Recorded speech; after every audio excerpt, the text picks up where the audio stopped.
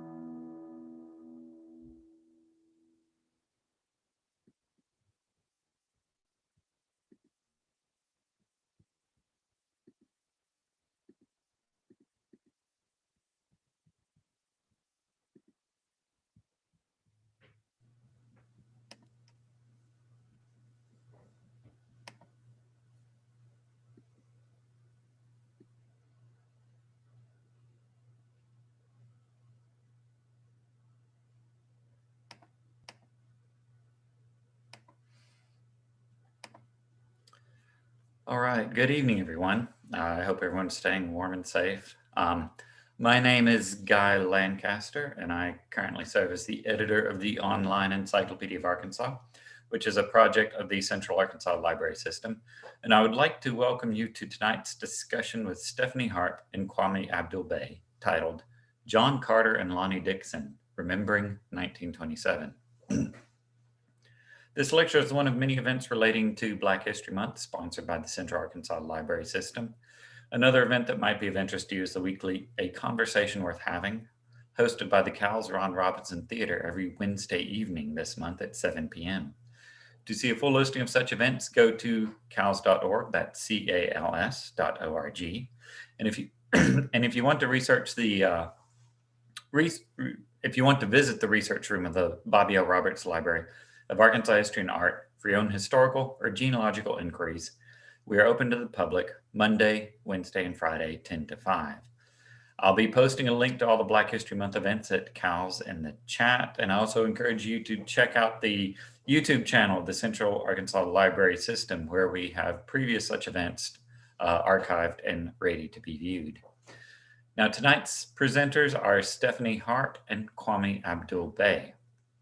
Stephanie Harp is a writer and historian based in Maine, whose family ties to Little Rock and elsewhere in Arkansas go back many generations. She holds a master's degree in U.S. history with research focused on lynching, specifically John Carter's murder in 1927. Her work about the Carter lynching has appeared in the anthologies Bullets and Fire, Lynching and Authority in Arkansas, 1840 to 1950, and Slavery's Descendants, Shared Legacies of Race and Reconciliation. In 2013, she organized and led the Project 1927 presentation at the Mosaic Templars Cultural Center, and she's presented her work at Without Sanctuary, a conference on lynching and the American South, at the Arkansas Historical Association, and elsewhere. Kwami Abdul-Bey, a native of Little Rock, is a co-founder, co-convenor of the Arkansas Peace and Justice Memorial Movement, along with his wife, Clarice. They're also the co-hosts of Jadestone Vintage Soul on KABF 88.3 FM community radio with their 5-year-old son, Lorne. You can listen to that every Tuesday at 2 o'clock. Kwami Abdul-Bey graduated from Little Rock Central High in 1989 and attended the U.S. Air Force Academy. He is the grandnephew of Lonnie Dixon and the great-grandson of Frank Dixon, two individuals at the center of the 1927 lynching in Little Rock. He's the author of the award-winning and best-selling The Tables Have Turned, A Street Guide to Guerrilla Lawfare, and is currently an honors senior at Liberty University School of Law. In December 2020, Abdul-Bey was chosen by the Ford Motor Company as one of its 10 national Ford Freedom Heroes of COVID-19 for his founding of the acclaimed Shelter in Place virtual film series in March 2020. So I'll be posting in the chat links to the relevant books in the Arkansas Peace and Justice Memorial Movement, as well as to the Encyclopedia of Arkansas entry on the John Carter lynching. Following this presentation, we will have a brief Q&A. If you have any questions during the presentation, feel free to put them into the chat. Now I will turn this over to Stephanie Harp and Kwami Abdul-Bey.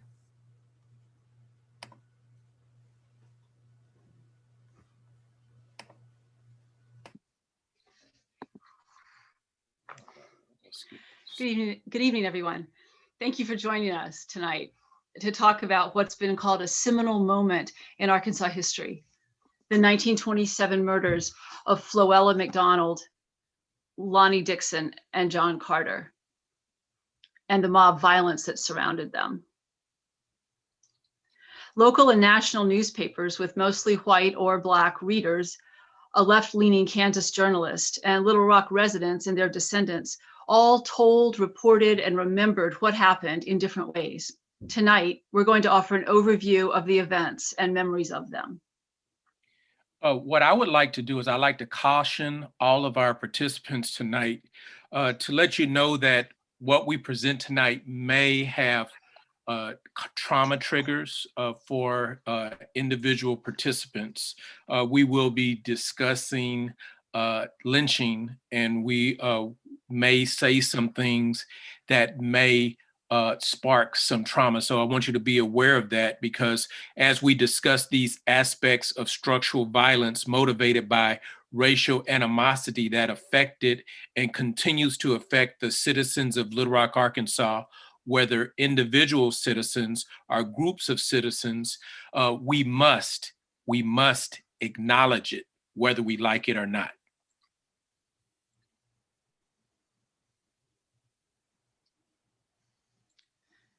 In April 1927, the Great Mississippi Valley flood was roaring down the Arkansas and Mississippi rivers toward the Delta, washing away homes, vehicles, pets, and people.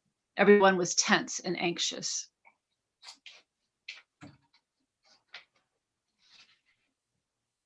In Little Rock, on April 12th, a young white girl, Floella McDonald, disappeared on her way home from the library during a rainstorm. A young white boy, Lonnie White, was also missing. The city mobilized a search that expanded throughout the state.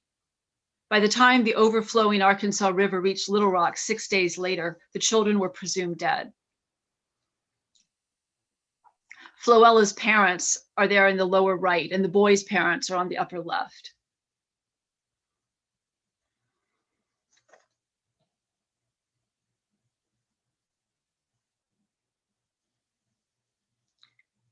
Here are some of the headlines of the day.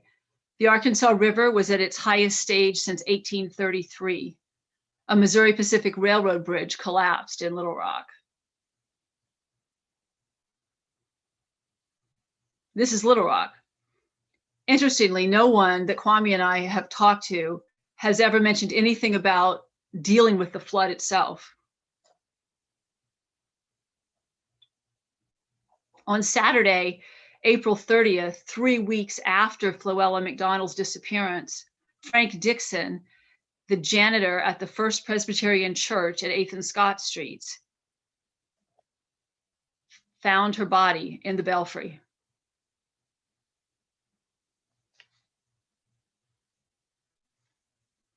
Many decades later, one white woman remembered being at a campfire girls meeting with her sister at the church.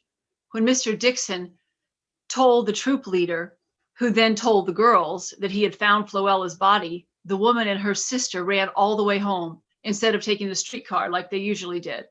Then they were so out of breath, they couldn't tell their parents what had happened.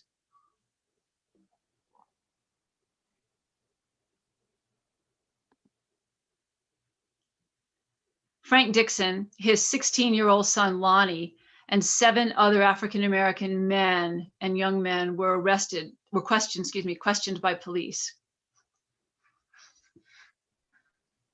After Floella's body was found, Mr. W.R. Kinchlow took his young daughter, Billie Jean, who was either 5 or 8 years old in different reports, to police headquarters, where she picked Lonnie out of a 3-member lineup, but not until after someone had pointed out his father, Frank. The child said that a few weeks before, Lonnie had promised her a toy at the church. And later, her parents said the conversation had happened the same day as Floella's disappearance. This led police to focus on Lonnie. When a set of men's clothes stained with blood turned up in a church basement, police charged young Lonnie with rape and murder. And I want to note that Frank Dixon was my great-grandfather, and Lonnie Dixon, his son, was my grand-uncle. By Sunday afternoon, it was after continuous questioning, not letting him eat, not letting him sleep, not letting him rest, not letting him talk to his lawyer, the police obtained a confession from this teenage boy, Lonnie Dixon. They admitted that he confessed only after they told him that his mother would be held in jail until he did so. Lonnie said Floella had climbed the steps to the side door of the church to take shelter from the rain. He was across the street at the boys' club and went to unlock the door for her. And for those of you that, just to give you some kind of situational awareness, The boys club across the street from this side door would be the old, was it Store Cable? Yeah, the cable building is the building across the street. That used to be the boys club. Law enforcement reported that Lonnie Dixon led them where he had hidden Floella's hat and library book in an abandoned garage. White mobs formed almost immediately, demanding that police turn this teenager over to them. Instead, the police chief instructed officers to sneak Lonnie and Frank out of town. Note the headline that presumes their guilt. My family, we just recently, just this past year, me, my mother, and my aunts, we just recently learned that Lonnie and Frank were actually snuck out of Little Rock, out of Pulaski County, while they were wearing police uniforms. And we actually learned that from some of our cousins who live in Brooklyn that are related to one of the other young men that was arrested on that night. When they got to Little Rock, when they got to where they were stowed away to, my family did not hear anything else about them, did not know where they were, did not know what happened to them. My family remained in Little Rock, but for our own safeties, my grandmother and her siblings and her mother went into hiding. And let me go back here. I want to show you this. This is the walls. A 2,000 member mob descended on the state penitentiary. And looking at the maps of the era, this state penitentiary was located somewhere near, if you go to the state capitol complex, and the hotel that they have for the legislators, somewhere over in that area is where this state penitentiary was located. Other groups started to search the other jails and also Argenta and other places trying to find Frank and Lonnie.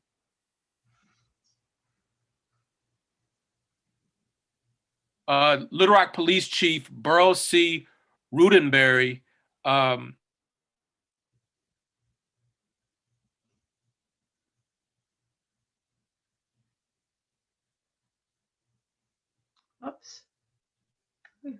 actually attacked his house.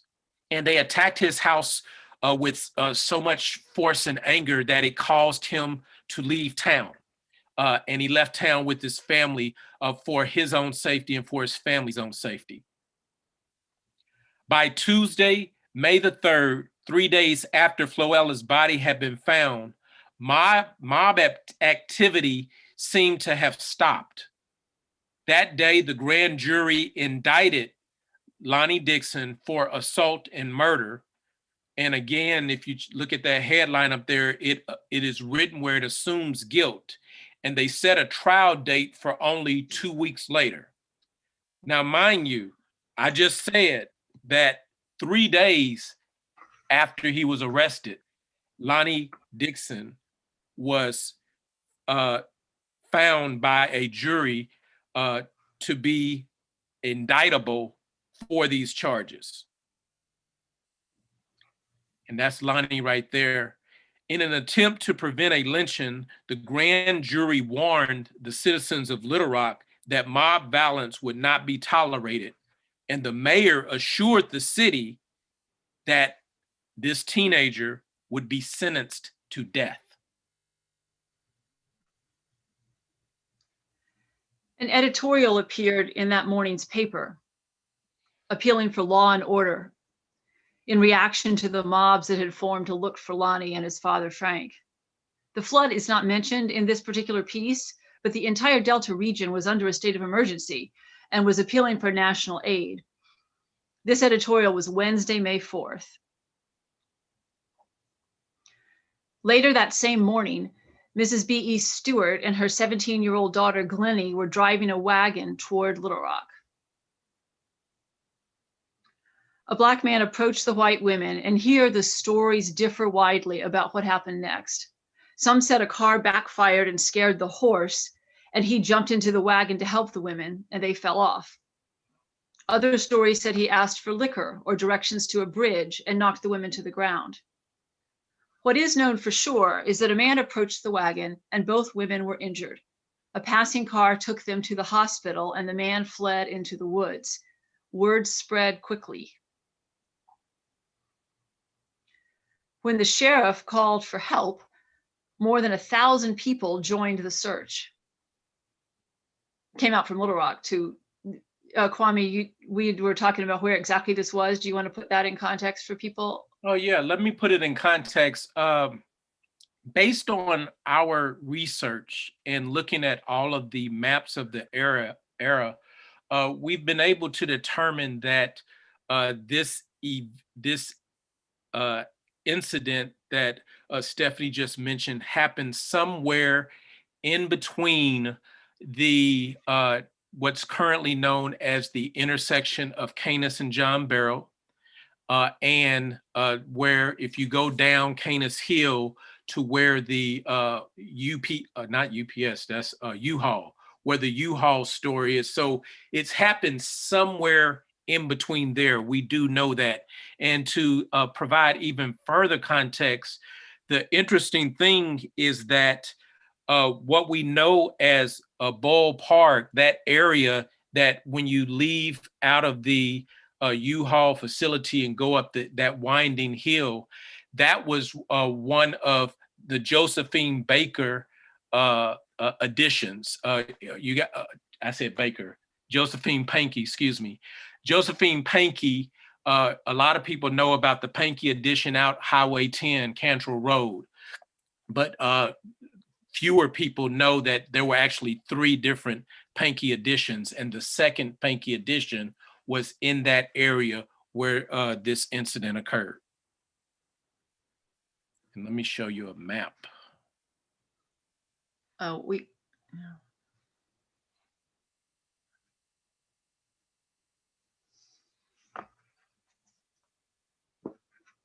All right, here's a map right here.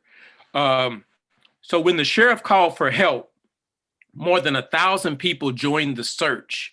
And as I stated, that search occurred somewhere in between what we now know as John Barrow and Canis Road intersection and near the bottom of Canis Hill, where the U-Haul facility currently is.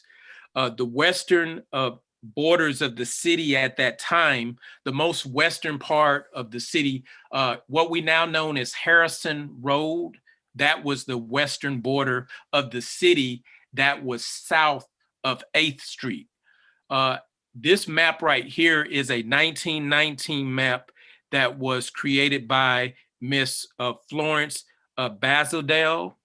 And this shows the recent addition of the Pulaski Heights community that was annexed into the city of Little Rock, which created a different western boundary north of 8th Street. And the western boundary north of 8th Street was Mississippi. And that comes into play as we tell the story. A short time after the mob members found John Carter, and this is a picture of him sitting, waiting to be lynched. They found him in a tree. They put him in a parked car, and they sent for the young Glennie, who said, yes, he is the one who approached the wagon. Now, remind you that Stephanie just told you that Glennie and her mother were taken to Little Rock to the hospital, so that those facts will play in later as well.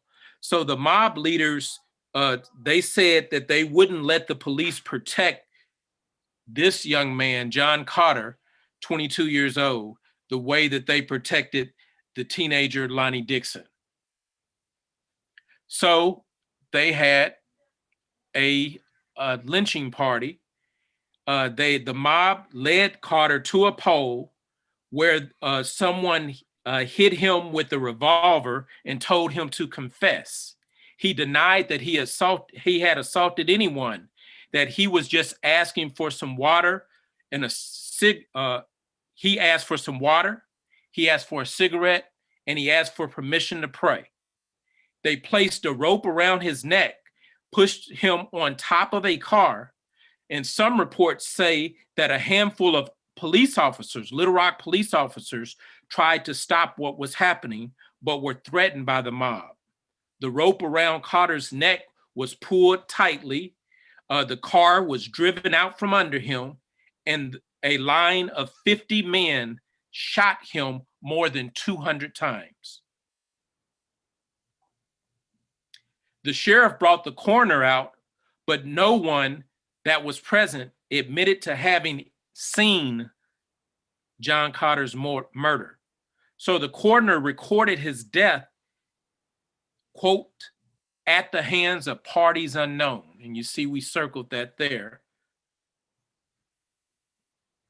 And this was a common designation to avoid naming names, though we can surely surmise that people knew who was involved. After the coroner and the sheriff left, the crowd took John Carter's dead body and put it on top of a car and drove it into town. Based on our research, we've been able to surmise that they would have had to drive up Mississippi and then turn right onto Markham and take Markham straight downtown. The mob's destination was no accident. They were headed to 9th and Broadway, which was just up the street from City Hall. So they passed City Hall, and then when they went past City Hall, they drove down to 9th and Broadway, and then they unhooked him from the car. And with 9th and Broadway being a thriving Black district, it was Little Rock's version of Black Wall Street. It was Little Rock's version of Harlem. Their intent was to further terrorize the Black community of the city of Little Rock. The corner of 9th and Broadway was also home of Bethel AME Church and the national headquarters of the Mosaic Templars of America. The mob placed Carter's body on streetcar tracks and covered it with fuel and piled on boxes and limbs and stole pews out of Bethel AME Church and added that to the pile and set it all on fire. Decades later, people who'd grown up in Bethel remembered that the church had an illustration on the wall of Carter's lynching and the rioting. Some estimated that the frenzied white mob was between 5,000 and 7,000 people. Rumors circulated that Black residents were armed and were mobilizing. And in response to that, carloads of armed white men began searching area houses and businesses. But Black leaders, including Attorney Scipio Jones, encouraged residents to stay out of sight. The mayor and the police chief had left town that afternoon. There was no acting mayor, and the assistant police chief wouldn't act to mobilize the officers without city council, which wasn't meeting because the mayor was out of town. The governor— Makes you wonder, huh? The governor was in Van Buren that day at a strawberry festival. When someone told him what was happening, he called out the National Guard, and then he returned to Little Rock on a specially chartered train.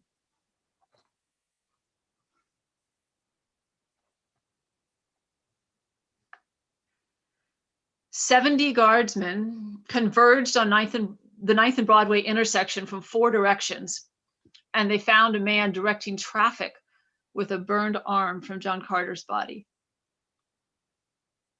The next morning, the Gazette editorialized against law enforcement inaction. Officers were described as powerless and brushed aside, but one article said that when the mob wanted to drag Carter's body through town and burn it, officers agreed. At the bonfire, one man said, "There seems to be no policeman handy," and the crowd laughed.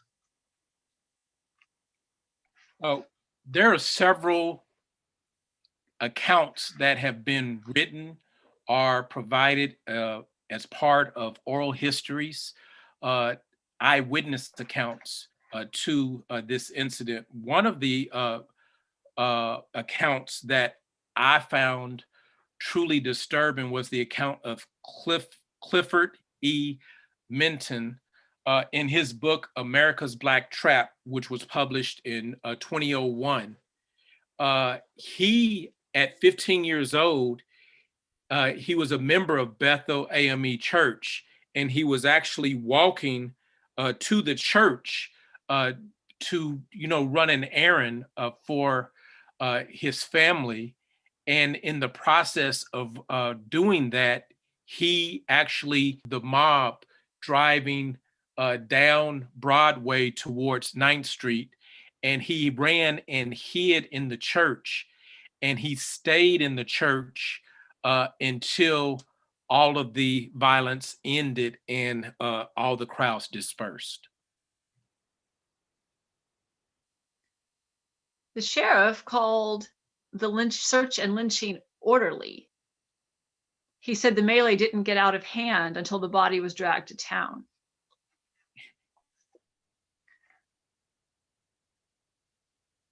On May 5th, the day the and riot were reported to the newspapers, Lonnie Dixon's trial date was set for May 19th, only 2 weeks away. In the red box, you can hardly see the red, but right there in the middle is a thank you from Floella McDonald's family for the support that they received from friends and neighbors during the search for Floella. And then there in the next column is a continuation of the front page story about the lynching. Having these three things right all in the paper, like especially the Gazette there, with the card of thanks right next to the news about the Carter lynching. Mm-hmm. And then the other ones are obviously from the Democrat. But this is how all these things have gotten very mixed up in people's, they merged in people's minds afterwards. And we'll talk about that a little bit later. The lynching and riot were reported here all around the country. Here's a newspaper from Danville, Virginia.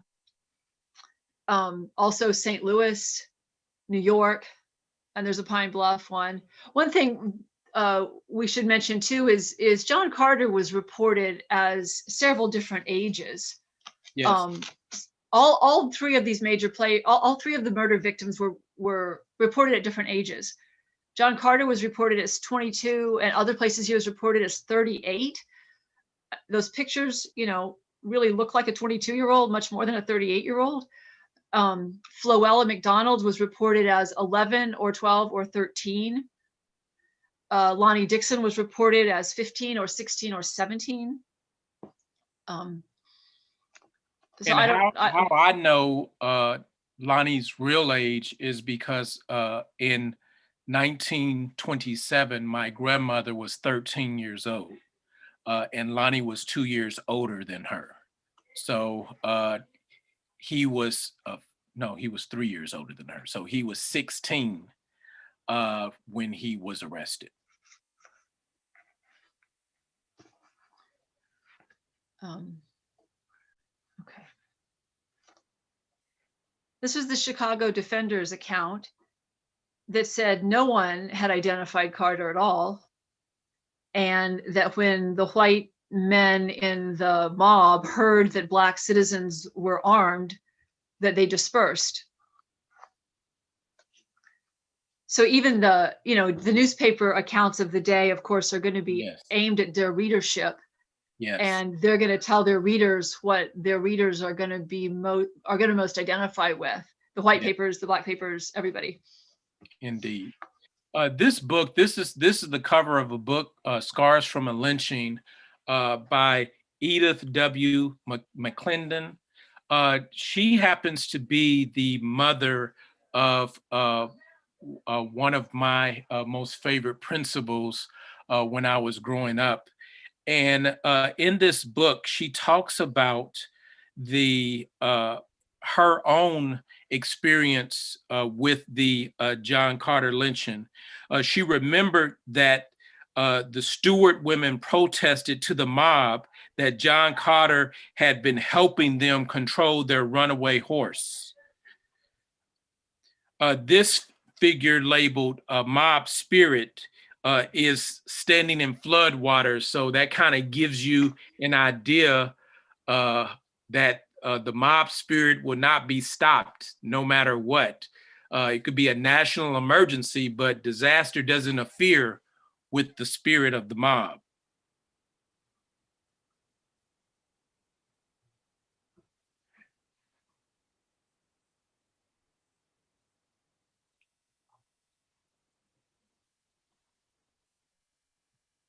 For the coverage of the lynching, the Defender was actually barred from distributing in Little Rock for 2 weeks, and the local editor had to flee the state. And this was not something that was uncommon. How this story connects to the Elaine Massacre of 1919 is during similar action, the governor did everything that he could to ban the Northern Black newspapers from circulating their newspapers throughout the state to the Black community to kind of control the narrative. This Defender illustration is a dramatization of the event, and John Carter was not killed in this manner, but if you can see the contrast with the Arkansas Gazette caption blaming him. And that is a picture of John Carter, as Stephanie stated earlier, when we talk about the different ages of John Carter. One thing that we did last night is we went through all of the directories of Little Rock for that era. And we noticed how many, it was like 5 or 6 John Carters. There were 8 between Little Rock and North Little Rock. In 1926, there were 8 residents named John Carter. Now, this is the conclusion that I came to upon waking this morning and thinking about that as I went to bed last night, is if he was found near the Pankey second edition, which was outside of the city of Little Rock, and this occurred in the area of the intersection of Barrow and Canis. What do you think about the possibility of this young man, 22 years old, not even being in the Little Rock directory because he did not live inside the city proper? Sure. I mean, it's not an unusual name, you know. Yeah. John Carter would be a fairly common name. And then another interesting point of that is that there was at least one other John Carter who may have been if he was 22, this wouldn't have been him, but if he was older, it might have been, who vanished around that time too. And his family never knew what happened to him. And so that was the city directory in 1926, there were 8. In 1928 city directory, there were only 4 John Carters in Little Rock and North Little Rock. And I have never been able to find a city directory for 1927. Maybe because of the flood, maybe not. It was published in almost every other year.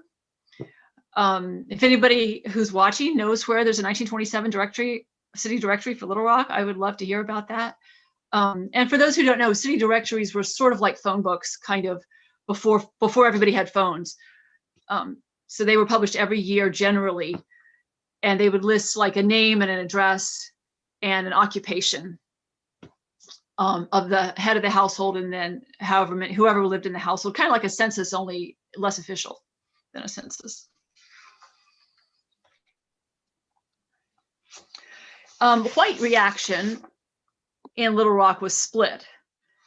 On the editorial pages, letter writers debated whether the police should have sent out force, whether that would have prevented violence.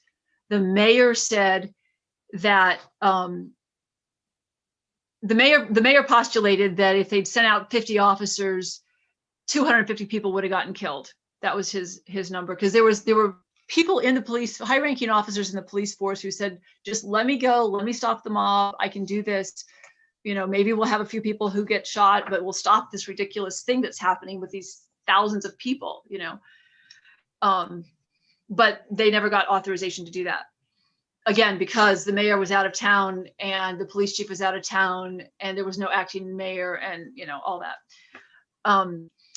One unsigned letter, we don't have an image of this here, but one unsigned letter before the Gazette and the Democrats stopped accepting unsigned letters, they were accepting them for a while, said, there are times when it's necessary to make an example of a Negro to protect our little girls. And so that's the whole mindset among so many in the white community in that era, which was so often used for justification and what people think of as the cause of, as the reason that so many people were lynched. But in reality, only about a quarter of the men who were murdered in lynchings were ever accused of any kind of sexual violence at all. Never mind whether or not they were guilty, they were not even accused 3/4 of the time. A grand jury then, because of the outcry among business people, a grand jury then convened to investigate, the same grand jury, I believe, to investigate the inaction of law enforcement and city officials. But half of the jury refused to indict anybody. They said they couldn't prove who was there, so they couldn't possibly indict anybody. The other half of the jury was furious that that half wouldn't take action, and so they resigned in protest, and the whole matter was dropped. This is in the Chicago Defender. In the aftermath of the grand jury, the Defender questioned the notion of parties unknown at having been responsible for his death. I've seen clearer versions of this picture. We had a slightly clearer one earlier in the slideshow. You know, there are people that you'd be able to recognize. If you knew these people, you could recognize them. They weren't, you know. So that was the question that the Defender had, which is obviously, you know, an issue. And Stephanie, this is a picture of a Little Rock police officer, correct? I would assume so. Nobody's ever identified. That's the thing. I mean, it's an officer who was, this is in that same picture from earlier. I assume that's a Little Rock police officer, yeah. Yes. The reason I asked is, you know, in the map that we showed earlier, the 1919 map of Little Rock with the western border being Harrison Street, I'm thinking somewhere in the 8 years between that map being published, the border of the city may have gone a little further west to encapsulate an area of jurisdiction that would give the Little Rock police the right to even be at this scene. So that's why I asked that. Well, the sheriff, who of course was the Pulaski County sheriff, it would have been within his jurisdiction, and he called for help from everybody. Okay, so he would have called. I mean, so this could be a sheriff. I don't know enough about the uniforms from that time, but this could have been a sheriff, an officer in the sheriff's department. Okay. And maybe they had help from outlying places. I don't know. Yeah, possibly.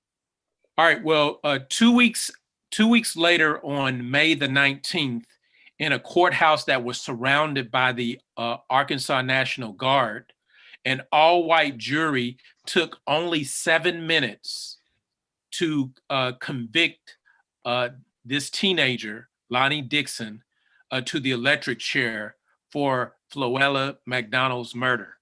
I will say that one more time.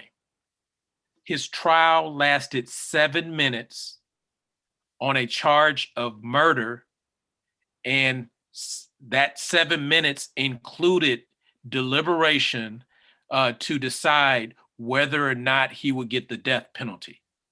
7 minutes. I would be dramatic and say, let's just sit here for 7 minutes and see how it feels. But I'm sure everyone here knows what 7 minutes is. So that 7 minutes, that is a clear example of what I would call, and I'm sure Stephanie agrees with me, a legal lynching. Absolutely. And he was lynched on June the 24th, which was his 17th birthday.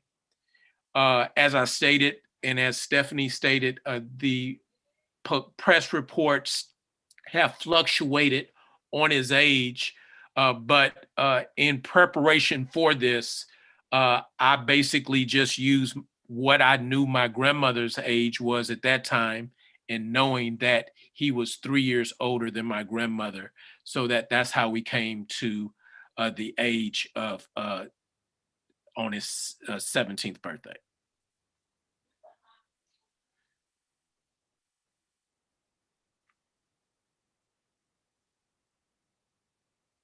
This right here is what we call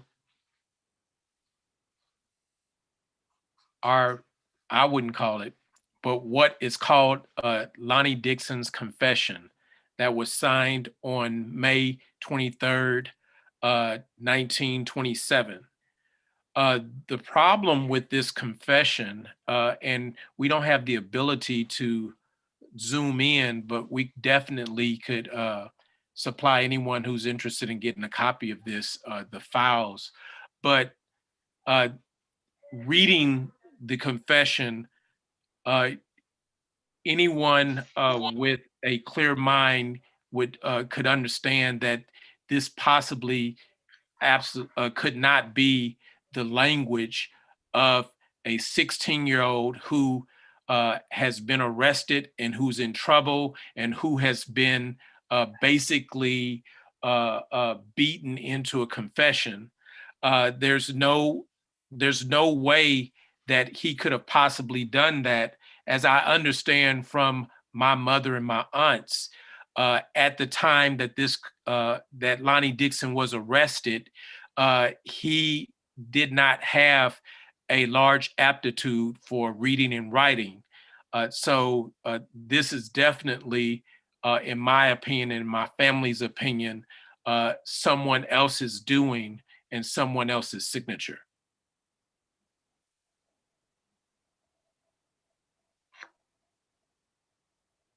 The Chicago Defender reported a record number of Missouri Pacific train tickets sold to members of Little Rock's Black community in the days that followed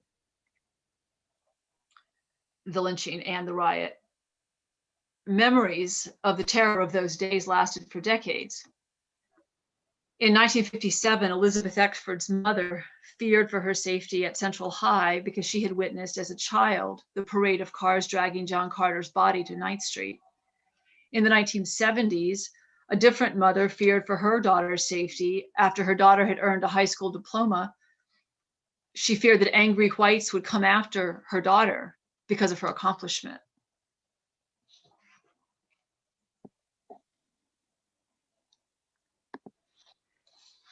The Kansas journalist who was in Little Rock at the time was Marcette Haldeman Julius. She and her husband, Emmanuel, published the Haldeman Julius Monthly and the Little Blue Books series, although this one was red, some of them they were different colors, but they were called the Little Blue Books. And in both of these, the monthly publication and the Little Blue Book, they both featured her investigation of the events that connected Lonnie Dixon and John Carter. And then in 1929, Simon & Schuster published a novel she had written called Violence, Tale of Love and Justice in the Central South, which was based on what happened. Yeah, and that book, I just recently learned about it from a conversation with Stephanie, and I acquired a copy of it. And I'm reading it, and Stephanie and I, because you've read it through, correct, Stephanie? Mm-hmm. Yes. Uh-huh. Yeah.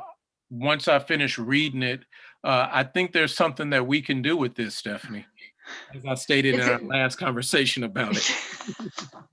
the Haldeman Julius whole enterprise was quite fascinating.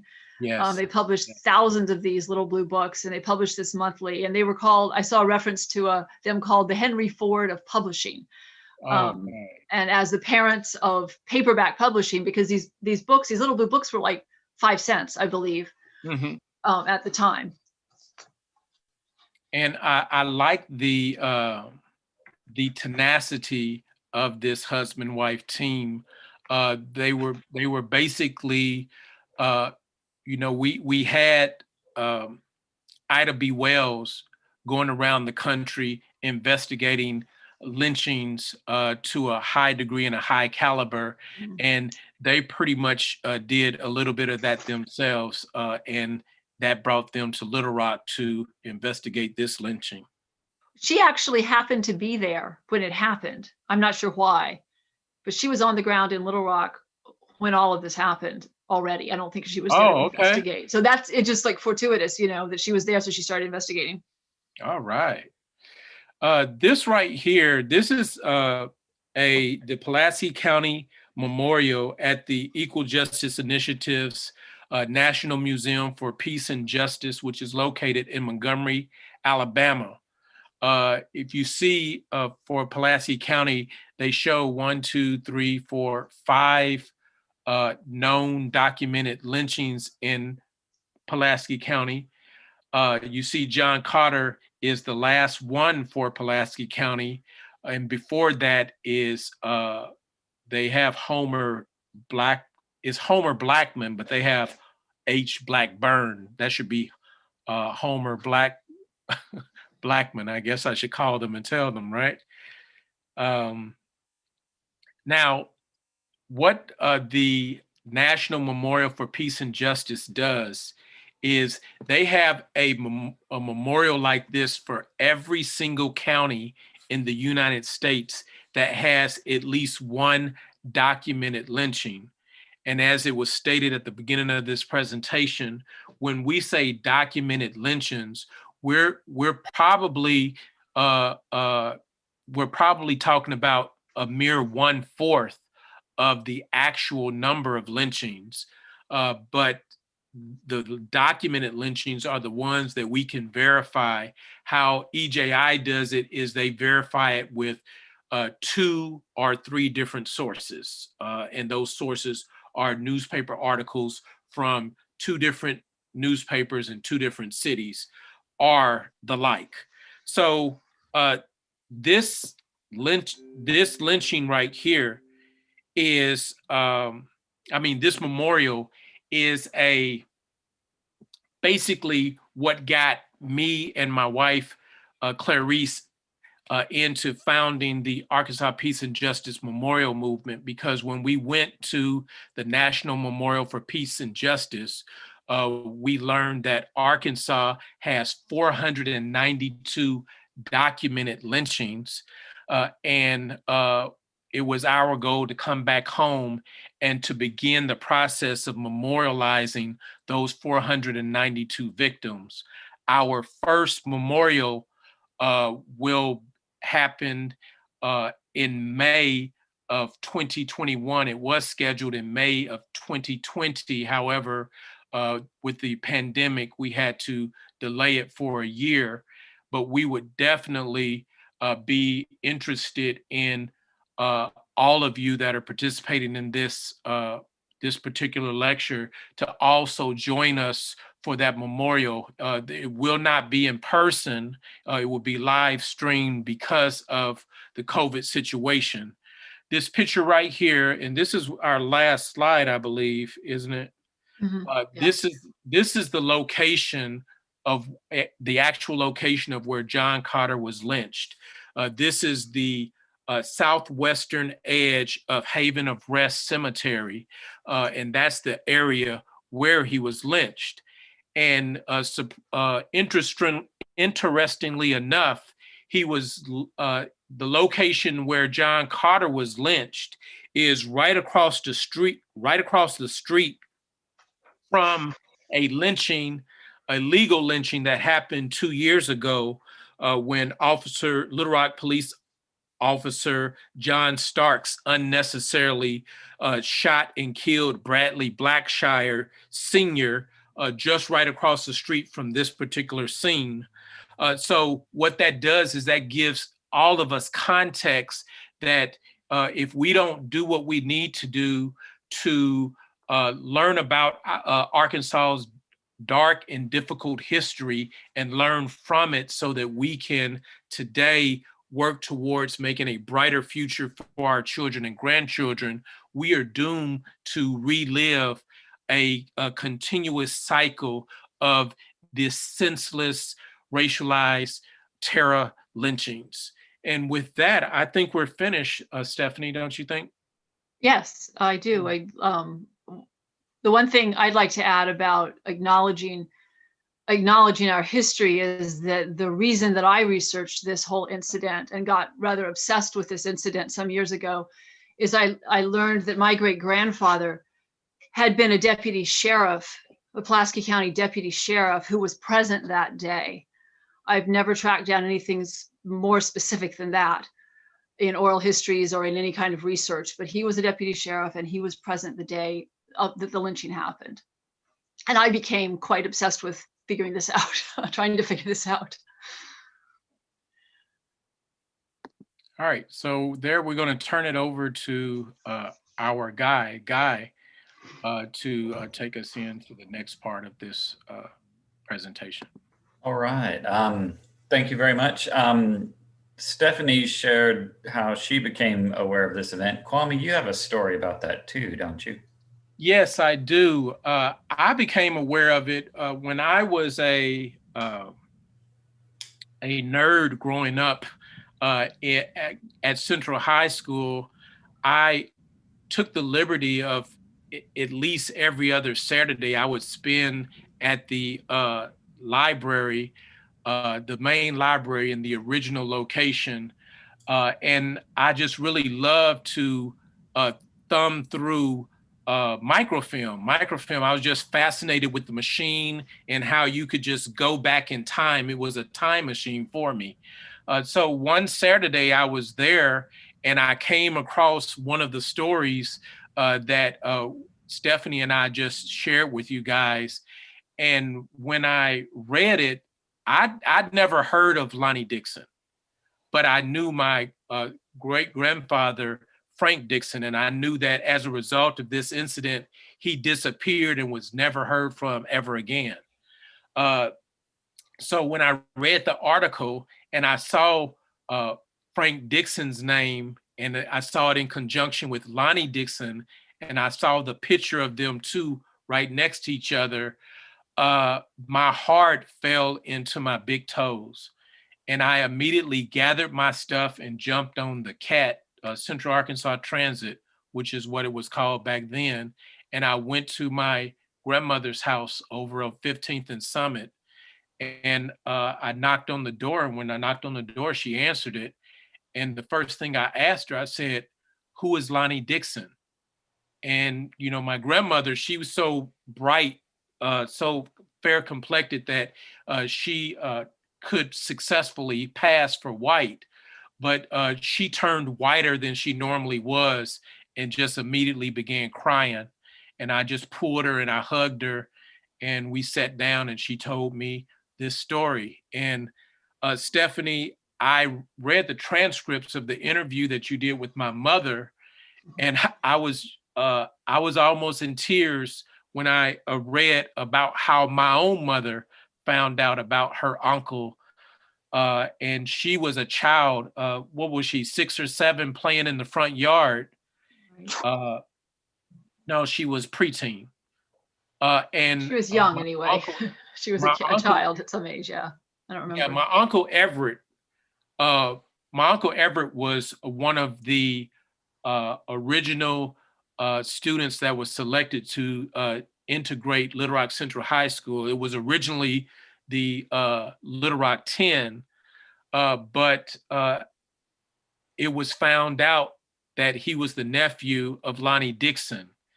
And my mother was out in the front yard playing when a group of people who were doing the selection and the verification for the students that were to go to Little Rock Central High School came up to her and started talking about she was the niece of a murderer.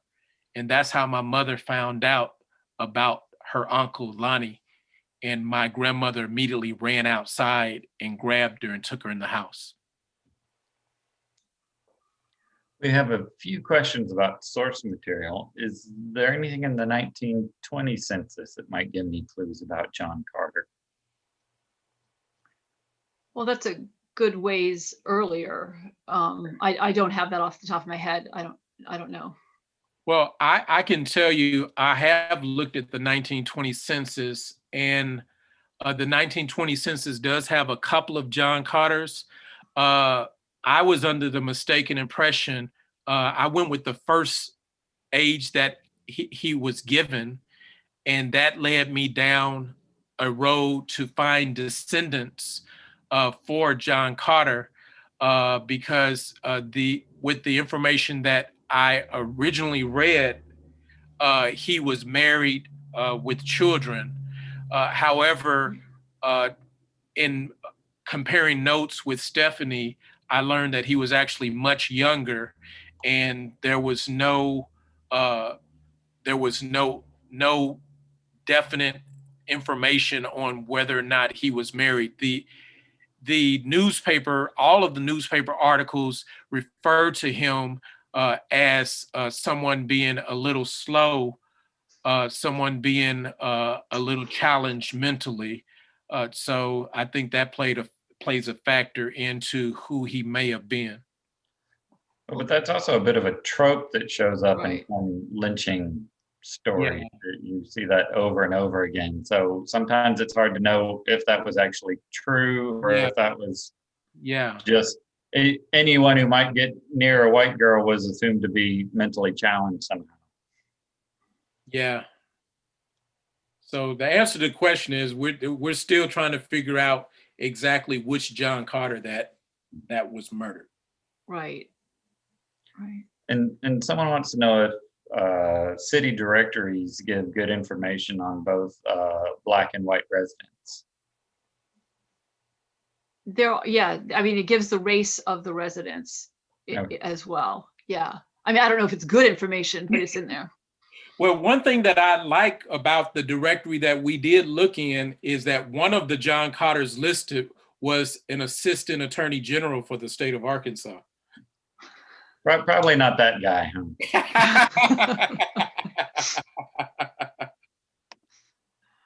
Let's see. Someone, Kwami, you had said Lonnie Dixon was hanged, but the article or the picture said he was to die by electrocution. Oh, if I did say that he was hanged, that was definitely a mistake on my part. He did die in the electric chair. Okay. He was sentenced to death and died in the electric chair after a 7-minute trial. Someone wants to know if there will be a recording of this webinar. Yes, it will be on the YouTube channel of the Central Arkansas Library System. Check there in a few days, it should be up. Long comment here, just wanted to say thank you both for sharing your research. Kwami Abdul-Bey, I'm truly sorry for the loss of your family members. I'm praying for a day when we can repent of these sins and bring healing for the past. May God bless all. Thank you. Wouldn't it be appropriate to have historical markers on these lynching sites? I couldn't see any in the pictures. So yes, the Arkansas Peace and Justice Memorial Movement, what we're in the process of doing right now is setting up a community remembrance project in each of the 75 counties. According to the Encyclopedia of Arkansas, there of the 75 counties, and you can correct me if I'm wrong, Guy, I think 71 or 72 of them have at least one documented lynching. Am I correct? That's about correct, yes. Yeah, so our goal is to have local people in each county coming together to create these memorials and set up these markers. In May, of 2020 here in Pulaski County, the Pulaski County Community Remembrance Project will be erecting a memorial to John Carter at the site of the lynching, which is at the Haven of Rest Cemetery.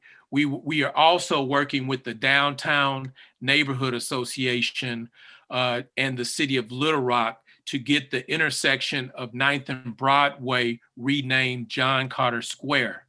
And we're hoping to get all of this stuff done by late May, early June. Again, we had to delay everything for a year. I can also tell you that the Washington County Community Remembrance Project, they will be erecting a marker in May of this year as well. And the Hot Spring County Community Remembrance Project will be erecting their first marker in 2022, in June of 2022. Stephanie, this might be a question for you. Is there any information on what happened to John Carter's body? Was he buried anywhere? You know, I don't have definite information on that. Nobody knows exactly where he was buried. He was taken away by undertaker. Mm-hmm. And then as far as I know, as far as I've learned, the records just kind of disappear from there. Do you have anything about that, Kwami? Yeah, the Haven of Rest Cemetery, when I met with the current owner of the cemetery, she told me that she believes that he's actually buried in that cemetery. Oh, great. Thanks for telling me that. And then I know that. But she doesn't know, she believes that. Okay. Your mother had tried to find where Lonnie Dixon was buried. She said your family had tried to check on that and never could figure that out. Yes, indeed. And we have two possible sites that we're looking into right now. Because we also would like to, I've spoken to the current minister at First Presbyterian Church and also the current minister at the Second Baptist Church across the street, Catacorner, about us doing some type of memorial commemorations at that intersection for both Lonnie Dixon and Fuella McDonald.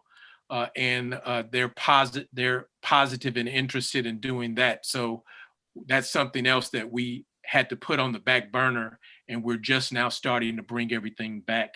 So you guys can hear about that as well. If you just stay in contact with us, going to APJMM.org, and also checking out, we have a YouTube channel with all of the videos, like this particular video will be on there, as well as on the COWS YouTube channel. So definitely just keep abreast of what we're doing. And our telephone number is 501-725-1337. That's 501-725-1337. Now, my colleague Rhonda Stewart at the Roberts Library posted, research exists in the Butler Center Vertical Files collection on John Carter. A program dedicating markers in the Oakland Fraternal Cemetery was conducted with grants from the Arkansas Humanities Council and the Black History Commission of Arkansas. So that's another resource for anyone who may be interested in doing more research into this. Yes, another question, why in the world, if Dixon was the killer, would he report he found the body? The story defies logic. A very good point. A lot of pieces of this defy logic. There's one thing we didn't talk about was there's some very odd announcements by law enforcement before her body was found, speculating about where her body might be. Like, maybe we'll find the body in one place and we'll find the hat and the book in another place a week before they found it, separated like that. I mean, there's a lot of odd things like that, you know. So yeah, but that's exactly true.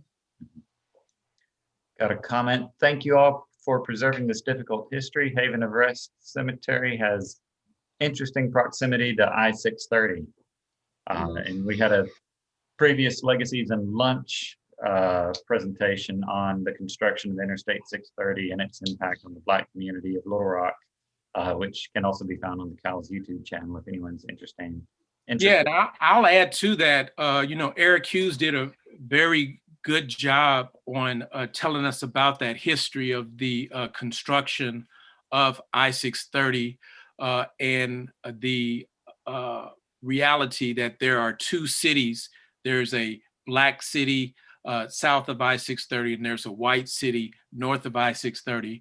The interesting thing that I found in looking at the maps for this particular presentation is it looked like there was a clear marcation of a separation of the races even back then, and it was 8th Street where the Black community lived south of 8th Street and the white community lived north of 8th Street.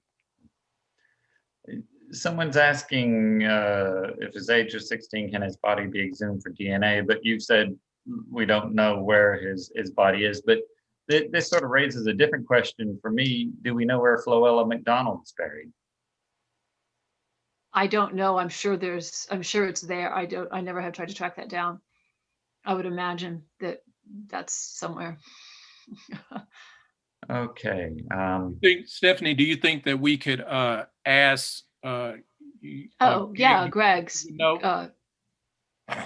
What did you say? Do you think Greg would know? Probably. Yeah.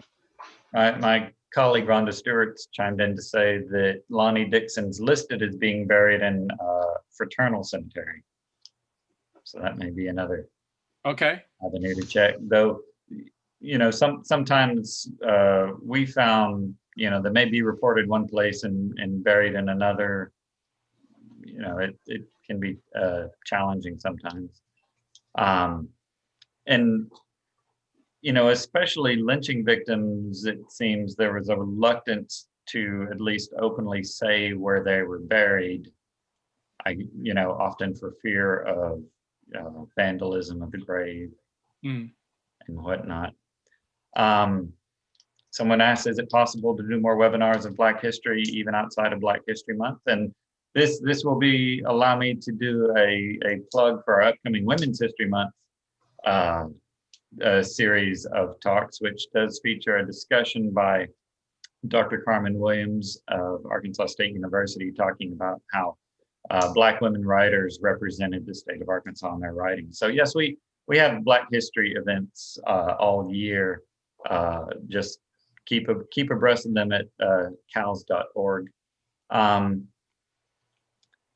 Let's see, as to the two cities, that there is a sound barrier for the white side, but not the other side. That sound barrier that's been constructed on I-630. Yes, indeed. I find that extremely interesting that they would spend all of that money doing a legal fight to actually get that widening done, and then they would only spend money to put sound barriers on the northern side to protect the white community from the noise pollution, but not put the same sound barriers on the southern side to protect the Black community from that same noise pollution. Yeah. That's it for the comments we have at present. Again, I just want to thank everyone for tuning in. Thank you, Stephanie Harp, and thank you, Kwami Abdul-Bey, for giving such an excellent presentation. For all those who are interested in revisiting this topic, I've posted links to the Encyclopedia of Arkansas entry on John Carter, as well as a link to a book chapter Stephanie Harp wrote on the John Carter lynching, the award-winning book chapter, I should mention. And again, this will be available on YouTube in about a day or two.